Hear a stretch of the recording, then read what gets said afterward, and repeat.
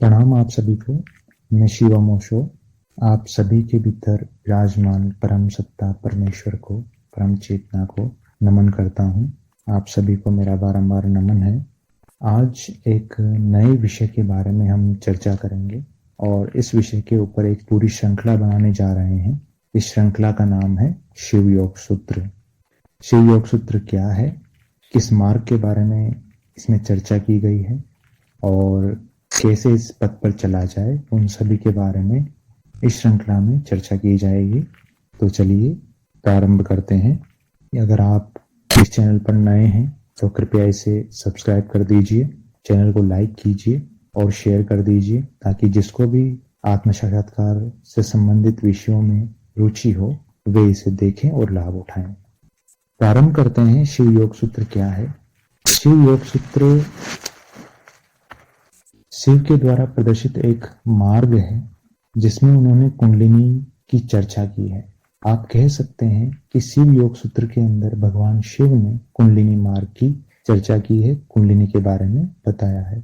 शिव ने ये बताया है कि कुंडलिनी को किस प्रकार से जागृत किया जाता है, कुंडली को जागरण करने के बाद क्या होता है, कौन सी सिद्धियां प्राप्त होती है, कौन से लाभ होते हैं, किस प्रकार से कुंडलिनी मूलाधार से चलकर सहस्रार तक पहुंचती है और परम शिव से मिलन होता है। कुंडलिनी कैसी स्थिति में होती है प्रारंभ में और उसकी अंतिम अवस्था क्या होनी चाहिए, इसके बारे में शिव ने चर्चा की है। उन्होंने कई प्रकार की क्रियाएं बताई हैं इस कुंडलिनी के जागरण के लिए और ध्यान की कुछ विधियां बताई हैं जिनके द्वारा हम ब्रह्म का साक्षात्कार कर सकते हैं। शिव योग सूत्र के अंदर भगवान शिव ने जो सबसे पहला विषय बताया है वह बताया है ईश्वर प्राप्ति के मार्ग। आप किन किन मार्गों से चल के ईश्वर को प्राप्त कर सकते हैं, उन सभी के बारे में उन्होंने थोड़ी सी चर्चा की है। इसके बाद कुंडलिनी मार्ग का महत्व बताया है कि कुंडलिनी मार्ग किस प्रकार से इनमें श्रेष्ठ है। तत्पश्चात भगवान शिव ने नियमों के बारे में बताया है कि इस कुंडलिनी मार्ग के क्या क्या नियम है। फिर उन्होंने क्रियाओं के बारे में बताना प्रारंभ किया। तो सबसे पहले उन्होंने जिस क्रिया के बारे में बताया वह है प्राणायाम की क्रिया। प्राणायाम के बाद उन्होंने मुद्राओं के बारे में वर्णन किया है। मुद्रा के बाद आसन, आसन के बाद फिर से उन्होंने भोजन आदि के नियम बताए हैं, रहने के नियम बताए हैं और ये बताया है कि कुंडलिनी मार्ग में कौन कौन से विघ्न आ सकते हैं और उन विघ्नों का निवारण कैसे किया जाए। इन सब के बाद उन्होंने धारणा के बारे में बताया है, पंच तत्वों की धारणा और चक्र धारणा के बारे में वर्णन किया है। धारणा के बाद भगवान शिव ने प्रतीक उपासना के बारे में बताया है। जिस प्रकार से हम मूर्ति पूजा करते हैं ठीक उसी प्रकार से प्रतीक उपासना होती है, लेकिन काफी संक्षेप में बताया है, ज्यादा इसमें वर्णन नहीं किया है उन्होंने। प्रतीक उपासना के बाद उन्होंने राजयोग के बारे में वर्णन किया है कि राजयोग क्या होता है और किस प्रकार से हठ योग से राजयोग तक पहुंचा जा सकता है। यदि आप हठ योग नहीं करते हैं तो राजयोग तक पहुंचना किस प्रकार मुश्किल होता है या आप नहीं पहुंच सकते हैं। ठीक इसी प्रकार राजयोग भी तब तक सिद्ध नहीं होगा जब तक आप हठ योग नहीं करते हैं। राजयोग के बाद उन्होंने मंत्र के विषय में चर्चा की है। यदि आप गृहस्थ हैं तो आपको कुंडलिनी मार्ग की साधना मंत्र के साथ करनी चाहिए, बिना मंत्र के नहीं करनी चाहिए, ऐसा उन्होंने स्पष्ट वर्णित किया है शिव योग सूत्र के अंदर। तो ये चलिए तो कुछ छोटा सा एक इंट्रोडक्शन दिया है मैंने कि शिव योग सूत्र में भगवान शिव ने किन किन विषयों के बारे में चर्चा की है। इस पर जो हम अभी श्रृंखला बना रहे हैं विस्तार से हम एक एक चीज के बारे में बात करेंगे, जिसमें भगवान शिव ने जो बातें कही हैं उनके बारे में तो मैं आपको बताऊंगा ही, साथ में मेरे कुछ अनुभव भी इसमें शामिल होंगे और किस प्रकार से हम इन चीजों को मॉडिफाई कर सकते हैं और इनका लाभ ले सकते हैं, उन सभी चीजों के बारे में हम चर्चा करेंगे। ये तो भगवान शिव ने जो शिव योग सूत्र के अंदर विषय बताए हैं उनके बारे में मैंने आपको बताया है। अब मेरी ओर से आपको मैं बता दूं। इसमें सबसे पहली बात यह है कि क्या सभी यह योग कर सकते हैं, क्या कुंडलिनी मार्ग पर सभी चल सकते हैं? कौन है अधिकारी इस कुंडलिनी मार्ग पर चलने का? कौन अधिकारी हैं? वही अधिकारी हैं जो नियम पर चल सकते हैं। शिव ने जो नियम बताए हैं उन नियमों का जो पालन कर सकते हैं वही अधिकारी हैं इस मार्ग पर चलने के। नियम कौन कौन से हैं? भोजन का नियम है, ज्यादा मिर्च मसाले, तेज तले हुए या विषाक्त पदार्थ जो कि आपके शरीर में विष उत्पन्न करते हैं, पित्त उत्पन्न करते हैं, कफ उत्पन्न करते हैं या वात उत्पन्न करते हैं, ऐसे पदार्थों का सेवन न करें।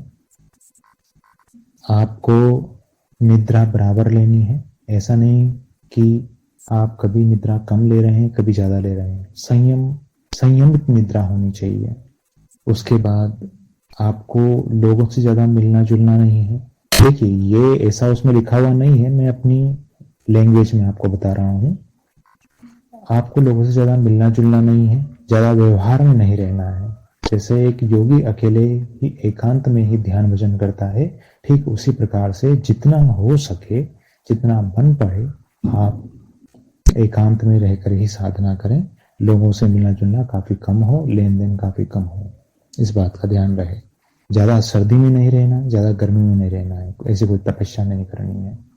न तो उपवास करना है, न भूखा रहना है, और न ही ठूस ठूस के खाना है। मेरी बात आप समझ गए होंगे। कहने का अर्थ ये है कि भगवान बुद्ध ने जो मध्य मार्ग दर्शाया है, उसी मध्य मार्ग को हमको अपनाना है।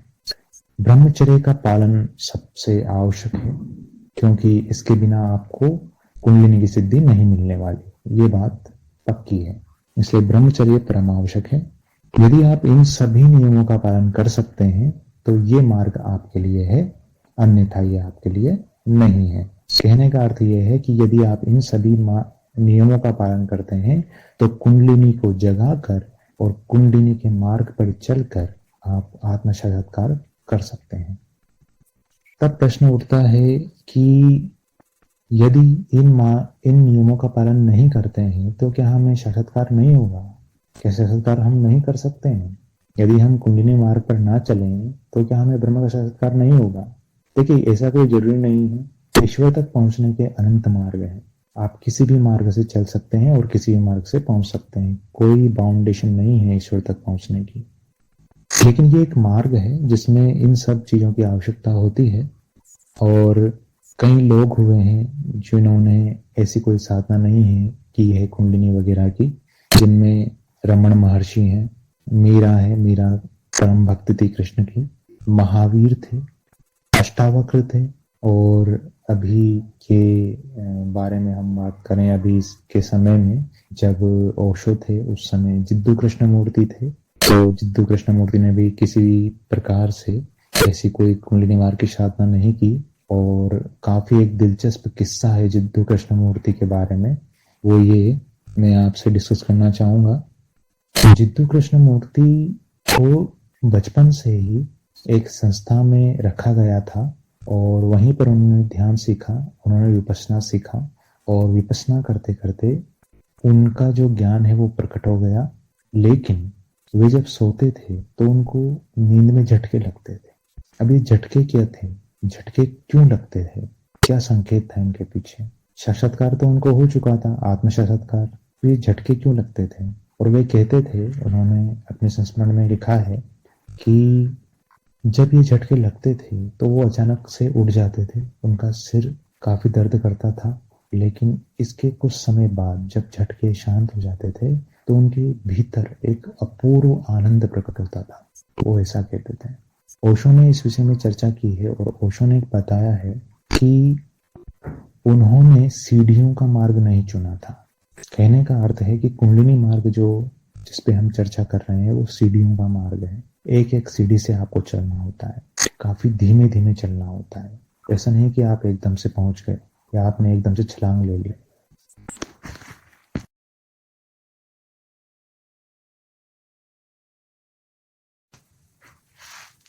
आपको सर्वप्रथम प्राणायाम करना होगा और धीरे धीरे प्राणायाम का अभ्यास करना होगा कुछ दिनों तक। उसके उपरांत फिर आपको कुंभक का अभ्यास करना होगा कुछ दिनों तक। तत्पश्चात आपको प्राणायाम की संख्या बढ़ानी होगी, कुंभक की संख्या बढ़ानी होगी। तो इस तरह से धीरे धीरे करके फिर आसन भी आपको साधना होगा। तो इसमें काफी समय लगता है। कुंडलिनी मार्ग में काफी समय लगता है और काफी धैर्य की आवश्यकता होती है इस पर चलने के लिए। तो अगर आप में धैर्य है, इतना आप में साहस है, आप में धैर्य है और आप मेहनत कर सकते हैं इतनी, तो आप इस पर चलिए। इसे आप बीच में नहीं छोड़ सकते हैं, ये बात ध्यान रखिए, नहीं तो आपकी पहले की गई मेहनत व्यर्थ हो जाएगी। कंटिन्यूटी जरूरी है, आपको लगातार चलना जरूरी है इस मार्ग पर। ठीक है, तो कौन अधिकारी हैं? जो भी इन नियमों का पालन कर सकते हैं वो सभी अधिकारी हैं, और इनके बिना, कुंडलिनी मार्ग के बिना भी साक्षात्कार हो सकता है। मैंने आपको उदाहरण भी बताया है, जिद्दू कृष्णमूर्ति का मैंने आपको उदाहरण बताया है। हाँ, बात अधूरी रह गई है उनके बारे में, तो उसे पूरी कर लेते हैं। देखिए, जिद्दू कृष्णमूर्ति ने कहा है कि उनको झटके लगते थे। आगे ये झटके क्यों लगते थे? कुंडलिनी मार्ग पर जब आप चलते हैं तो सबसे पहला काम जो होता है वो होता है शरीर शुद्धि करना। शरीर की शुद्धि करना सबसे पहला काम होता है। जब आप शरीर की शुद्धि करते हैं तत्पश्चात ही आगे की क्रियाएं की जाती हैं। ध्यान आदि भी बात की बात है, लेकिन जिद्दू कृष्णमूर्ति ने ऐसा कुछ नहीं किया था, कोई क्रिया नहीं की थी किसी भी प्रकार की। तो उन्होंने कोई एक्सरसाइज या कोई क्रिया इस प्रकार की नहीं की, और उनका जो शुद्धिकरण है वो पूरा नहीं हुआ। तो इस कारण क्या हुआ, जब उन्होंने अपनी चेतना को बहुत ऊंचे स्तर पे ले गए, उनकी चेतना जब काफी बढ़ गई, तो जैसे चेतना बढ़ती है वैसे ऊर्जा का स्तर भी बढ़ता है। ये दोनों चीजें साथ साथ होती हैं। चेतना बढ़ गई तो ऊर्जा का स्तर भी बढ़ा।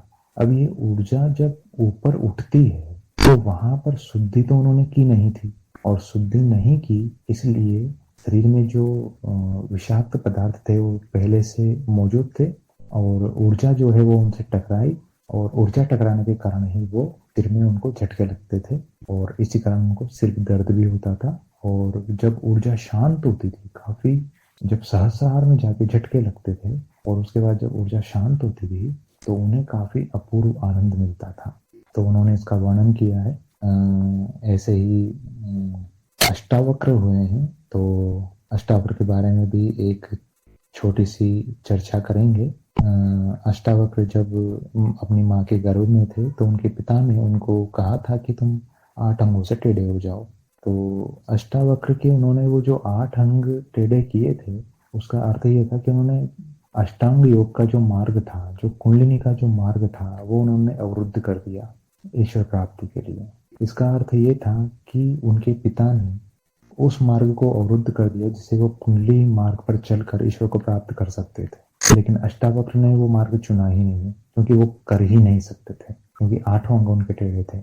इसलिए उन्होंने जो मार्ग चुना वो ज्ञान का मार्ग था, और उन्होंने परम सत्य को उपलब्ध कर लिया बिना किसी कुंडलिनी योग के। तो इसकी कोई आवश्यकता नहीं है। और कौन कौन हुए हैं जिन्होंने कुंडलिनी योग के बारे में बताया है? देखिए, इसमें सबसे पहला नाम मैं लेना चाहूंगा महर्षि पतंजलि का। पतंजलि ही इसके प्रवर्तक हैं मुख्य, जिन्होंने इसको काफी फैलाया है। उसके बाद गोरखनाथ हैं, और नाथ संप्रदाय के अंदर हठ योग प्रचलित है, वहां पर हठ योग की साधना की जाती है। तो यदि और मार्ग से ही ईश्वर प्राप्ति हो सकती है तो फिर इस मार्ग को चुनने के पीछे, इस श्रृंखला को बनाने के पीछे मेरा क्या मकसद है वो मैं आपको बता देता हूँ। मैंने इसको क्यों चुना? देखिए, स्वस्थ रहना आज के समय में एक बहुत बड़ी चुनौती बन गई है, क्योंकि आपकी जो लाइफ स्टाइल है वो ऐसी नहीं है, और आपका जो खान पान है वो भी अच्छा नहीं है। तो इस समय जो आपके शरीर में विषाक्त चीजें पैदा होती हैं, उन्हीं विषाक्त चीजों से, उन्हीं विषाक्त रसों से आपके भीतर कई बीमारियां जन्म लेती हैं। और इन बीमारियों की वजह से आप ध्यान करने जब बैठते हैं तो ध्यान के वक्त कई लोगों को अपने शरीर में झटके महसूस होते हैं। ये झटके क्यों महसूस होते हैं उसका कारण मैं आपको बता दिया। ये आपके शरीर की शुद्धि नहीं हुई है, इसलिए झटके लगते हैं। यदि आपके शरीर की शुद्धि हो जाती तो झटके नहीं लगते, ऊर्जा बिल्कुल आराम से ऊपर चली जाती। अब यहाँ पर ये योग किस प्रकार से हमारे काम आएगा? देखिए, मेरा उद्देश्य यह है कि जब आप ध्यान करें तो ध्यान सहजता से हो, बिना किसी रुकावट के हो, उसमें कोई विघ्न बाधा ना आए। तो आप ये समझ लीजिए ये एक इसका परिपूरक है। कुंडलिनी योग की जो क्रियाएं हैं, जो प्राणायाम है, मुद्राएं हैं, आसन है, धारणा है, ये सब क्या है? ये ध्यान के परिपूरक हैं। जब आप प्राणायाम करेंगे, आसन करेंगे, मुद्राएं करेंगे, तो आपके शरीर में जहां जहां भी ब्लॉकेज हैं वो सारे ब्लॉकेज खुल जाएंगे, आपके शरीर की शुद्धि हो जाएगी, और शुद्धि होने के बाद सारी नाड़ियां पूर्ण रूप से निर्विकार हो जाएंगी। उस अवस्था में ऊर्जा को जाने का मार्ग बहुत सुगम हो जाएगा, और तब आप जो ध्यान करेंगे, ध्यान सहज होने लगेगा, आपको कोई मुश्किल नहीं आने वाली है। इसलिए मैंने इस कुंडलिनी मार्ग की कुछ क्रियाओं को चुना है, पूरा मार्ग मैंने नहीं चुना है। हम यहाँ पर ऐसा नहीं करने वाले हैं कि हम कुंडलिनी जगाएंगे, फिर कुंडलिनी जगा के फिर आगे बढ़ेंगे, फिर ये सिद्धि होगी, वो सिद्धि होगी। ऐसा मेरा कोई मकसद नहीं है, और ना हम वो चीज़ करने वाले हैं। और ऐसा करने के लिए शिव ने भी मना किया है। शिव ने पहले ही बता दिया है कि ये मार्ग गुरुगम में है, गुरु के अधिकार में, गुरु की आज्ञा से ही आपको करना है, उन्हीं के संरक्षण में आपको करना है। तो हम यहाँ केवल कुछ ही विधियों को लेंगे जिससे हमें कोई नुकसान ना हो, और हमारी देह का, हमारे चित्त का शुद्धिकरण हो जाए, और किसी भी प्रकार की समस्या हमको ना हो ध्यान करने में। तो एक ध्यान के परिपूरक के रूप में मैंने इस मार्ग को चुना है, ताकि आप पूर्ण रूप से रोग से निर्मूल हो जाएं, आपको शरीर में कोई रोग ना रहे, नाड़ियों की शुद्धि हो जाए, और ऊर्जा स्वतः सुगमता से सहस्रार में प्रवेश कर सके। यह मैंने मेरा उद्देश्य आपको बताया है कि क्यों मैंने इस मार्ग को चुना, और कितना हम इसमें अभ्यास करेंगे। सभी चीज़ों का हम अभ्यास नहीं करेंगे, केवल कुछ ही चीज़ों का हम अभ्यास करेंगे जिसमें हमें कोई हानि ना हो। क्या इसके लाभ हैं? लाभ के बारे में भी मैंने आपको बता ही दिया, और भी इसके कई लाभ हैं। हो सकता है कि अगर आप इसमें कोई धारणा या ध्यान शामिल करें प्राणायाम के साथ, तो आपको अष्ट सिद्धि की भी प्राप्ति हो सकती है, ऐसा शिव ने वर्णित किया है। केवल प्राणायाम से, प्राणायाम का अभ्यास किस प्रकार से करना है वो सभी विधि भी दी हुई है, और उस विधि के बारे में भी हम चर्चा करेंगे। नाड़ियों की शुद्धि, अष्ट सिद्धि की प्राप्ति, और ब्रह्म का साक्षात्कार, शरीर में इसके सभी रोगों का निर्मूल हो जाना, ये इसके लाभ है। उम्मीद है आज का जो विषय है आपको पसंद आया होगा। आज के इस वीडियो में केवल मैंने परिचय दिया है कि शिव योग सूत्र में किस किस के बारे में चर्चा की गई है, कौन कौन इसके अधिकारी हैं, कौन कर सकते हैं, क्या नियम है, और किस उद्देश्य से मैंने इसको चुना है। आपने मेरी बातों को बड़े ध्यान से सुना, इसके लिए आप सभी को मेरा बहुत बहुत धन्यवाद। आप इस चैनल पे नए हैं, पहली बार सुन रहे हैं, पहली बार आए हैं, तो इस चैनल को सब्सक्राइब कर लीजिए, और बेल आइकन को प्रेस कर लीजिए, लाइक कर दीजिए, और शेयर कीजिए ज़्यादा से ज़्यादा, ताकि और लोग भी इसे जुड़ सकें और इससे लाभ उठा सकें। आप सभी का बहुत बहुत धन्यवाद। आज के लिए इतना ही। हरि ओम तत्सत।